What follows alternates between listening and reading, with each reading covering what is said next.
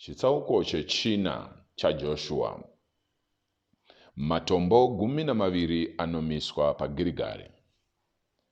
Rudzi rwose rwakapedza kuyambuka Jorodhani, Jehovha akati kuna Joshua, sarudza varume 12 kubva pakati pavanhu mumwe chete parudzi rumwe norumwe, ugovaudza kuti vatore mabwe 12 kubva pakati peJorodhani panga pakamira vaprista chaipo, mugoatakura, mugoaisa pamunorara nhasi manheru. Saka Joshua akadaidza varume 12 vaakanga asarudza kubva kuvaIsraeri, mumwe chete kubva kurudzi rumwe norumwe, akati kwavari, endai pamberi peareka yaJehovha, mupinde pakati peJorodhani. Mumwe nomumwe wenyu anofanira kutakura dombo pafudzi pake, zvichienderana nokuwanda kwamarudzi avaIsraeri, kuti ave chiratidzo pakati penyu. Mumazuva anotevera, kana vana venyu vobvunza vachiti, ko matombo aya anorevei? Muvataurire kuti mvura yeJorodhani yaiyerera yakaganhurwa pamberi peareka yesungano yaJehovha. Pavakayambuka Jorodhani, mvura yeJorodhani yakaganhurwa. Matombo aya anofanira kuva chirangaridzo kuvanhu veIsraeri nokusingaperi. Saka vaIsraeri vakaita sezvavakarayirwa naJoshua, vakatora matombo 12 kubva pakati peJorodhani aienderana nokuwanda kwemarudzi avaIsraeri, sezvakanga zvataurirwa Joshua naJehovha. Vakatakura vakaenda nawo kumisasa yavo kwavakanoaisa pasi.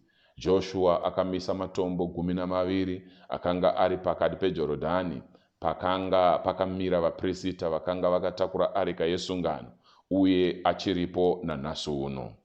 Vaprista vakanga vakatakura areka vakaramba vakamira pakati peJorodhani kusvikira zvose zvakanga zvarayirwa Joshua naJehovha zvaitwa navanhu, sokurayirwa kwakanga kwaitwa Joshua naMozisi. Vanhu vakakurumidza kuyambuka, uye vose vachangoyambuka areka yaJehovha navaprista vakayambukawo vanhu vakavatarisa.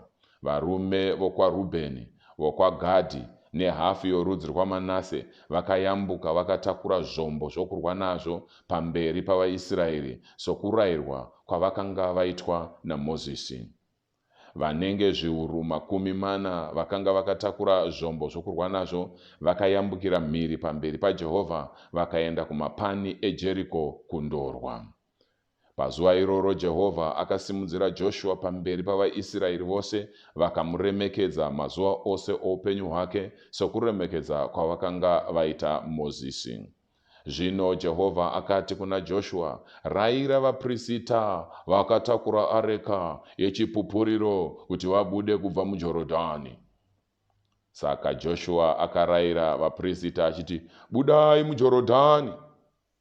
Zvino vaprista vakanga vakatakura areka yesungano yaJehovha vachangobuda kubva pakati peJorodhani, tsoka dzavo dzichangotsika ivhu rakaoma, mvura yeJorodhani yakadzokera panzvimbo yayo ikazara kusvika nokumahombehombe ose.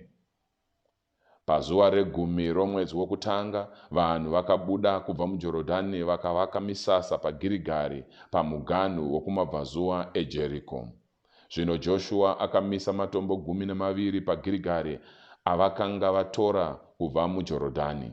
Akati kuvaIsraeri, mumazuva anotevera, kana vana venyu vobvunza madzibaba avo vachiti, ko matombo aya anorevei? Muvataurire kuti Israeri yakayambuka Jorodhani pavhu rakaoma. Nokuti Jehovha Mwari wenyu akaomesa Jorodhani pamberi penyu kusvikira mayambuka.